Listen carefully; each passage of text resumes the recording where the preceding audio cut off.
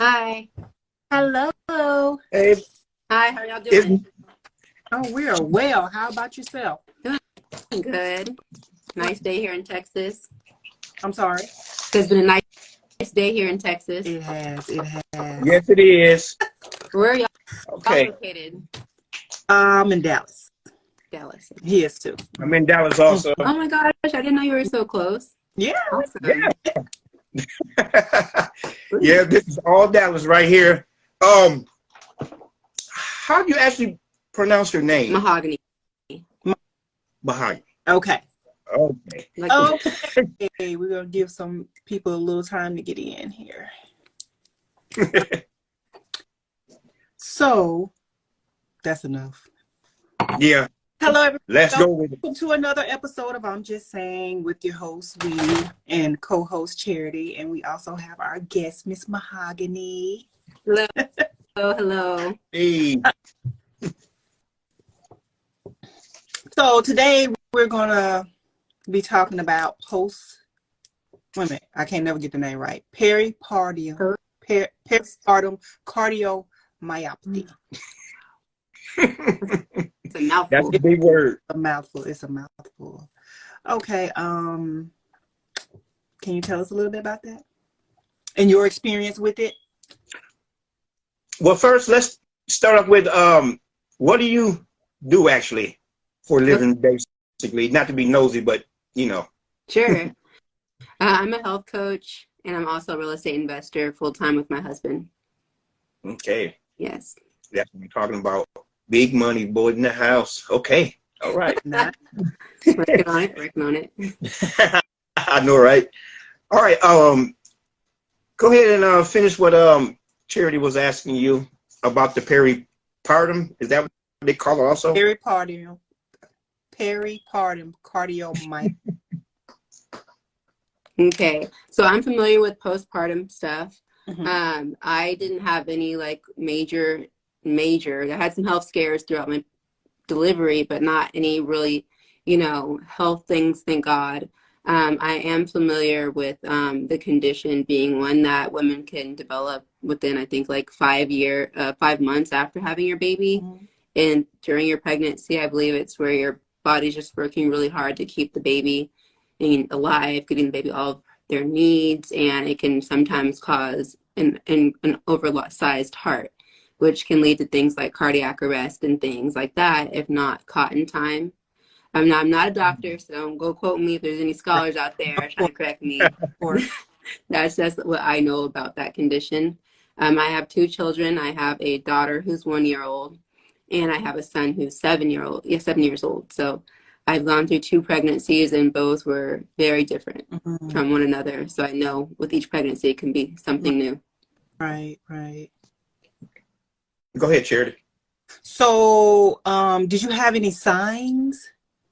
Were there any signs ahead of time that the postpartum was oncoming? Well, are you talking about more like postpartum depression or just Yes. things like that? Yes. Okay, so with my son, I had my son in 2015. Mm-hmm. I was 22 or 23 years old at that time. Mm-hmm. And after I had my son, I did not really know much about postpartum depression or anything like that. I just had my baby. He wasn't like a planned baby or anything like that. After I had my son, within 3 months, my husband and I bought a house.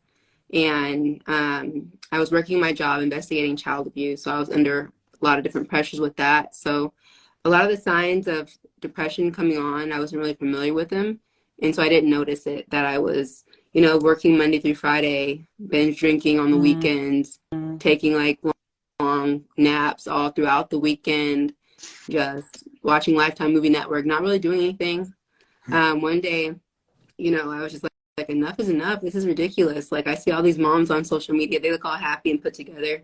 And here I am with the house, the husband, the job, the career, and I'm still like so sad. Like, I didn't realize what was going on. I never got diagnosed with depression. I never went to a doctor about it. I worked for CPS, and I knew from CPS a lot of times women can't come to their doctors about being depressed because that can lead to now you have a CPS case because now they feel like you're not able to care for your child, or they just want to make sure that you can still take care of your child Right. in your depressive state. So I didn't really want to, go to the doctor and admit that I was suffering from depression. One day something just hit me, just start moving your body, just go to the gym. And so I went to the gym. I got a gym membership. Y'all, after that first day in the gym, I never went back to the gym. So that just like worsened my depression that I was taking money out of my household to do something that I said I was going to do and didn't end up doing it. So it wasn't but a year later that I actually did start going to the gym and getting active. And I learned that our depression is a lot of times linked to blood flow and lack of movement. So just being active and exercising, I was able to really find myself. I was able to find God again because during this time I'd also kind of been like, hey, look, I looked at all these African videos and all this hidden colors and I'm not going to church. I don't know what to talk about God. I'm God. God's in me. And I had kind of went down that journey around the same time of falling into my depression after having my son. And, I just dropped my knees one day in the sauna. I was like, God, I'm sorry. I didn't mean to totally dish you. Like you've been carrying me this whole time. I need you. And from that point on, I just started finding purpose in my story and purpose in fitness and helping other women also go down that same path of movement to help fight off postpartum depression. Because it's true, you become a mom and, before you know it, you're taking care of everyone but yourself. And that can go on even past having a newborn, all up until your kids are grown even. I'm sure people with kids that are adults, some of them still put their kids first. And I had to learn, no, I go first. Because if I'm not here, who's going to take care of my kids? Exactly. Exactly. So did you experience this with both of your children? No, luckily with my daughter, I was physically active throughout my whole pregnancy with her. I was healthy. During birth, we had a couple complications, but nothing that, I had an allergic reaction to anesthesia. And it was causing my heart rate to drop really low. And hers was also dropping really low. So come to find out, I'm sensitive to anesthesia, and that's something that I wish I would have known before. Because if they would have put any more inside of me, I don't know what would have happened. I have a neighbor who gave birth at the same hospital that I went to, and she lost her life giving birth to her daughter. Wow. And they're still my neighbors. The grandparents and the kiddos are still there, and I'm their mentor. That's good. And I just know they don't listen to us all the time as Black women in hospitals. So, I That's feel right. like there needs to be a voice, be heard, and let them know what's going on. So that's why when I was asked to do this, I didn't hesitate. Yeah, because I wanted to do this with you because I do remember when I had I was off Instagram for a little while, then I came back on, and I don't know how we got to chatting for a hot second or two, but I had told you I was out of town, because I had to bury my daughter, and you gave them the most kindest words, and I thought that was nice for someone who was following you, whom you really didn't, know personally, but you had some kind words, and I thought you had a kind heart, and I said, well, I'm going to continue to follow her and follow her life because I feel like I'm family because I done watched you grow with the baby and all, and have the baby and all that. Right, for real. So I was like, wow. So, but I was, so I came to you with it because I saw one of your posts on there, and I was trolling, and I saw one of your posts, and I was like, oh, she's talking about postpartum. I said, I heard about that, and you were speaking on it, and you made a funny thing about it or two, and I was like, it's funny and all, but I was like, that's serious. I said, we really need to, talk about this, because my daughter didn't know. She didn't go back to the doctor to find out what was going on. She was depressed.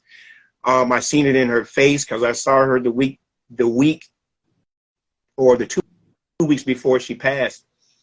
We was up there on the 4th of July, and we was there and we was having a great fun, and she was just moving around so slow, and I was like, what's wrong with her?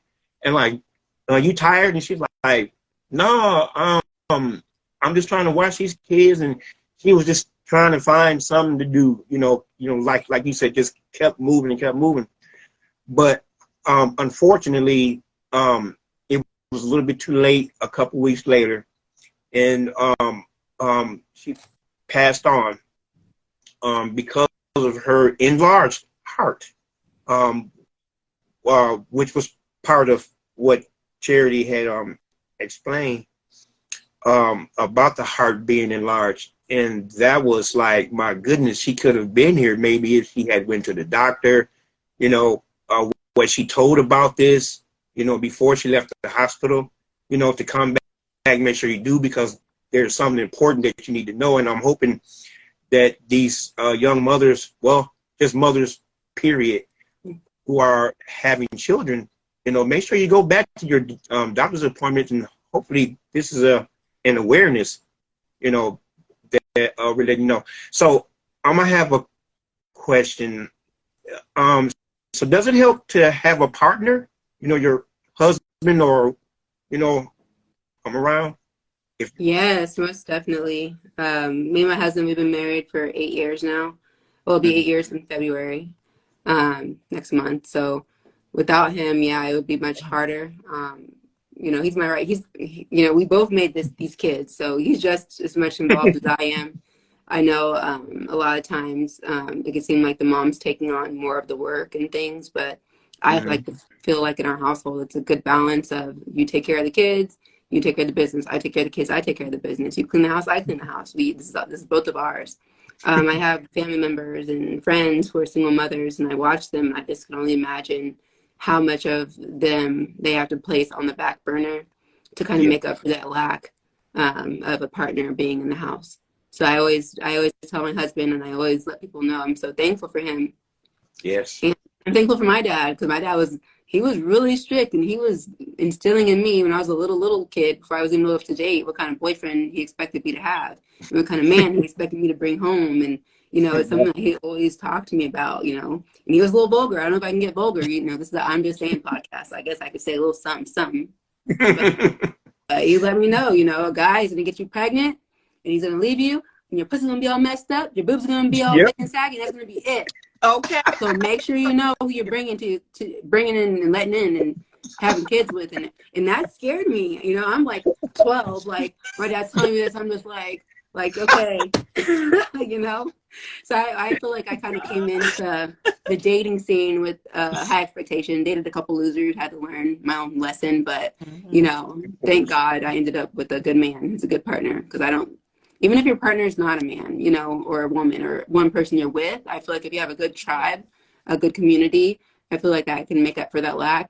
It's just that the parent, the mother or the father, whoever's left with the kids, has to have the mind to seek that out and not just settle for, I'm a single parent, is what it is. Because there's so many resources out there that can help pick up that lack. Right. Boy, where was you last week for the last show we did? Goodness gracious. Well, she would have agreed with us. Well, I probably would have agreed with her. Yeah. Of course. But you had another question? I do. So the postpartum. So say, for instance, you did go to the doctor. Is there something they could prescribe for that? Or did you just choose to go the natural way? That's a good question. They do prescribe things for that. They just prescribe anxiety medications. From being a caseworker, I know a lot of times they prescribe moms that's suffering from depression, postpartum, Lexapro, things like that. There's like a off-brand Lexapro that they sometimes prescribe, different things like that. But I feel like with those, it's not getting to the root of the problem. It's more so like putting a Band-Aid over it. Right. And I didn't want to be handled like that. And then report me on top of that for a parent who we need to make sure she's good, And now you got CPS at your door. Let me count your pills and make sure you're taking them how you should. Now you're the victim, Right. That happens too often. I worked just in Dallas County for CPS for 8 years.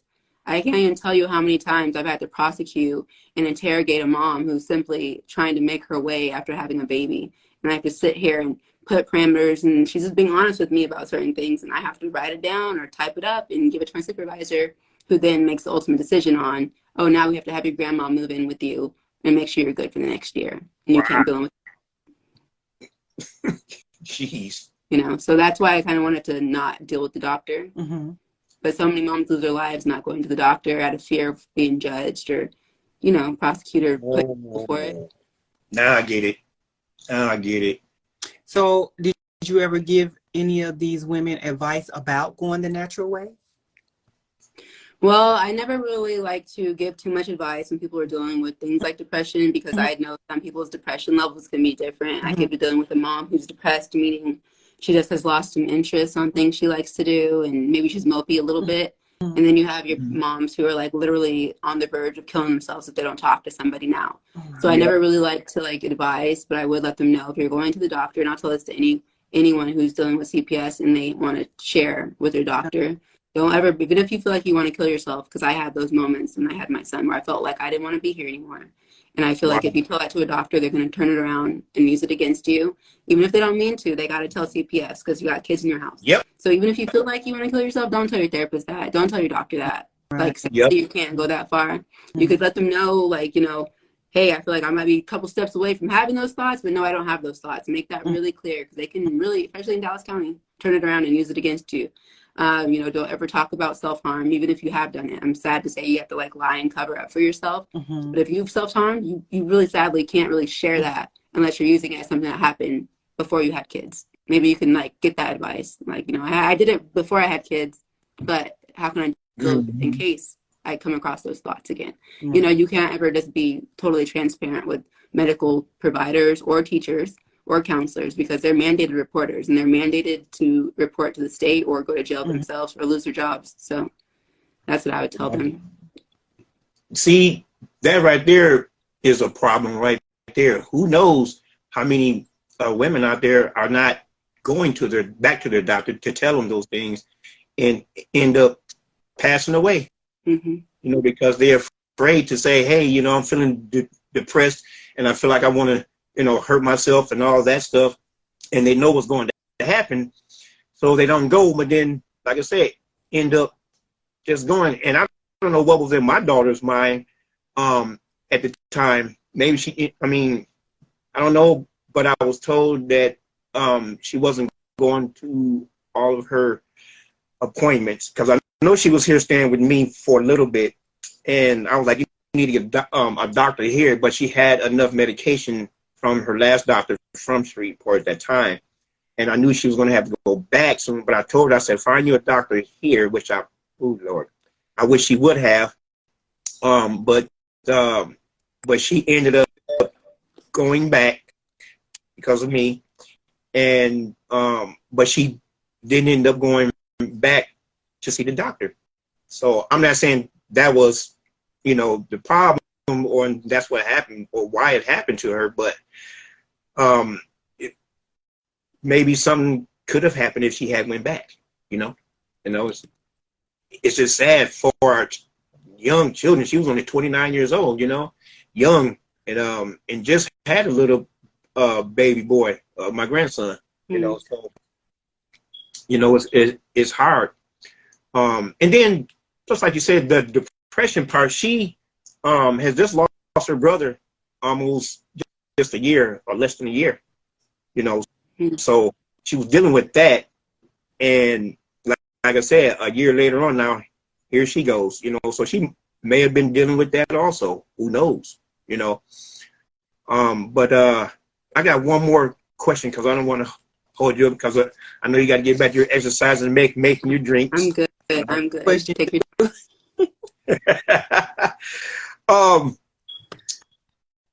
I guess I want to, is there a place where you can actually just get information from, you know, about that? So later when I do edit this video, I can drop the information in there, you know, for whatever, or wherever, or if there's a place for them to go to or talk to, or maybe even talk to their parents or something, or their, you know, boyfriend, or maybe an agency, maybe, you know what I'm saying?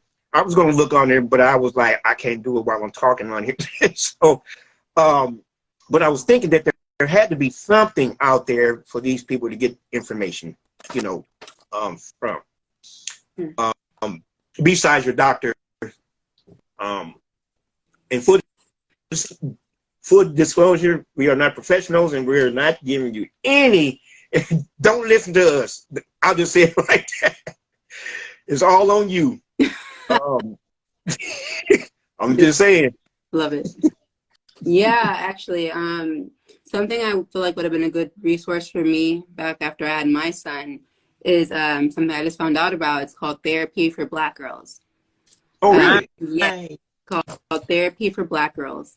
And you can literally go on there. I was just on there last night. I just lost my mom, so I was like, I need to get some therapy because I don't want to fall back into like a depression. But Therapy for Black Girls is awesome. You just type in your zip code, and it pops up with a bunch of female Black therapists in your area. I did it here in Mansfield, Arlington, where I'm at, and I had like 300 options, and they'll also show you the insurance they accept, so you can see right there if your insurance is accepted. I'm not sure if you don't have insurance what that looks like.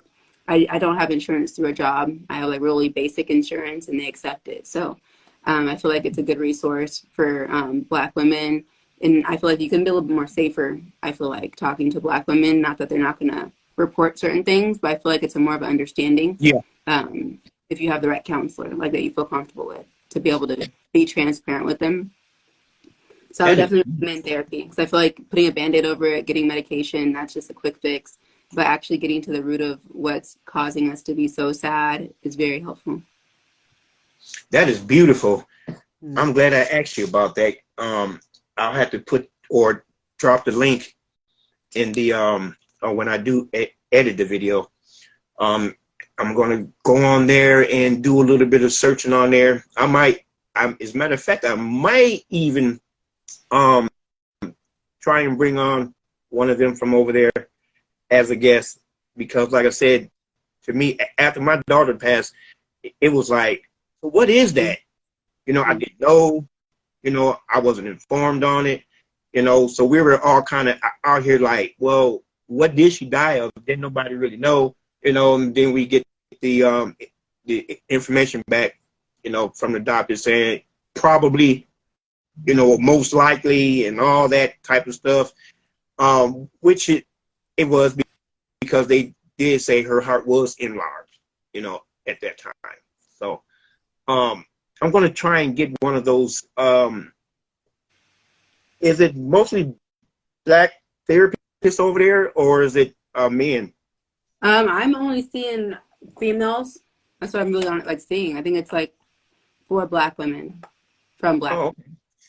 I'm have to get one of those, hopefully one of those young ladies to come over and speak on this and to tell how important it is, you know, to take care of yourself. You know, as a matter of fact, talking about taking care of yourself, let people know about, you know, what you do, you know, your exercising thing. Because I think it was last year when you used to go out running, you know, with groups, or you would make up the group and everybody would meet up and go running and things like that in some nice spots I see. Yes, definitely. So I'm the art of wellness. I believe that wellness, there's an art to it because it's different for everybody and it doesn't look the same for everybody. So here at the Art of Wellness, I do fit camps, monthly fit camps. I'm going to start launching them again. And I took a little break because I noticed people were getting lazy during the holidays. And I was like, okay, I'm let them do their thing for now. But we do full body workouts. We like to network as well as like-minded women who just love God, love each other, have businesses, have children, and who want to put themselves first so we can really like be strong for the family. So my next question was going to actually piggyback off that. I know you said like you did a lot of exercise during the postpartum. Did you change your eating habits and stuff like that as well? Yeah, so after I had my son, honestly, for the first couple years after having my son, I was just exercising. I didn't change my eating habits. I felt like I'm skinny. I could eat what I want because I'm going to go to the gym anyway, so it doesn't matter. But definitely after a couple of years in the industry and just with my own body, I found that, you know, clean eating is everything, and it actually matters way more than the physical part too. Just getting good things into your body. So it's like one of the biggest parts we all struggle with, it seems, is like eating the right way. But I would like to say just, you know, have some good protein on your plate, some good protein. That could be a meat source or a bean source or a vegetable source. You know, have some good healthy carbs, you know, your red potatoes, sweet potatoes, black beans, those types of things, and some veggies, and call it a day. Don't overthink it. Don't be thinking about the scale and how many calories is this and macro, because it can get confusing. So just try to have a balanced plate at least 3 times a day. If you can do that, I feel like you're winning. But definitely, food, exercise will change your whole mood. My niece had just popped in. She said to pin her info. I'm sorry, I don't know how to pin info, but she can just let us know, like, her social media, like how she can be reached on social media, like Instagram or wherever else she's on. She can let us know. Yeah. Let me see if I can. I'll drop my Instagram page and my business Instagram page here. And hopefully y'all connect with me this way. Okay. By the way, my niece is a nurse, so I'm pretty sure she was interested in what was going on, and that was her cousin that I was talking about. Thank you. I'm sorry for y'all loss. We thank you for joining us. That was a lot of good info, and I will be looking on your page. Thank you. I will be on there because, I mean, it's interesting. You know, I like to try to do things with my health as well, but I can never. I'm always like, oh, I need a cheat day, and then that's when you mess up the whole thing. So I feel like that. Something that I will be going to your page to look for. So yeah, I really enjoyed you on our show today. Thank you. Thanks for having me. A lot of fun. I love to share, so thank you for having me. No problem. Don't forget to drop your info in there because I'm waiting for it still. She did. Oh, did she? Did. She dropped 2. Why my stuff all? Oh, okay. Well, my page is a little slow. Okay. Yeah. All right, but hey, what I'm going to do is I thank you for the information that you gave me, and what I'm going to do is call them and see if I can get one of those ladies from over there onto the show, and maybe you can join us, maybe, and I can set it up, you know, things like that. And maybe, you know, you can add in if you like, you know, if you got time that day or whatever day it's supposed to be. For sure. Let me know. I also have 2 good friends who are therapists as well, and they're here in the DFW. So if you can't get a hold of them, let me know.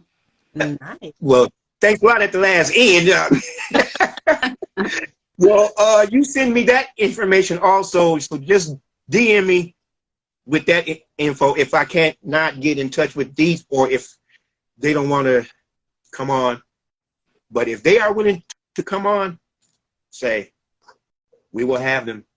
Sure. And I know tons of people, so if you guys ever need someone for a topic, just ask me. I probably know somebody. Thank you. Thank you for sharing. All right. Thank y'all for having me. All right. Oh, and please, should get your family our prayers. Please. Our condolences. Thanks. So yes. Thank you for sharing, and thank you guys for tuning in to another episode. I'm just saying with Miss Mahogany, with all of her great information. And we'll see you on the next show. Thank you. Yes. Thank you. Thank y'all.